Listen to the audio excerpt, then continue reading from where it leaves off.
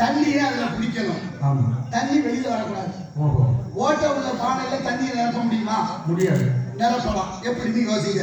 இப்ப மன்னர் ஒரு நாட்டை ஆளுறாரு. மன்னருக்கு என்ன யோசனை?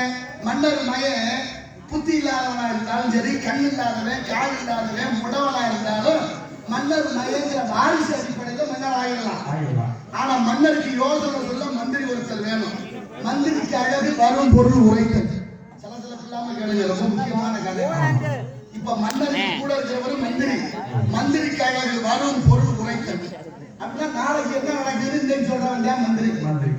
இப்படியா இருக்கு. இப்போ வரும் பொருள் எடுத்தல் அப்படின்னு அவங்க எடுத்துக்கிறாங்க. மக்களுக்கு ஒண்ணும் கிடைக்கலையா?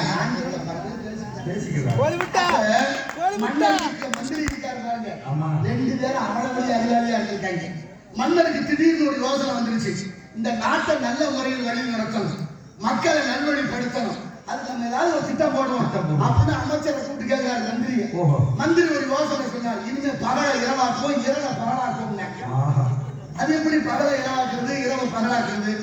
உத்தரவோடு பகல்ல யாரும் ஊருக்குள்ள நடமாடக்கூடாது, எல்லாரும் கதவை சாத்திக்கிட்டு வீட்டுக்குள்ள இருக்கணும், தூங்குங்க, இரவு முழுவதும் முடிச்சுக்கிங்க, பகல்ல பார்க்குற வேலையை பூரா இரவுல பாருங்கன்னு உத்தரவு போட்டாங்க.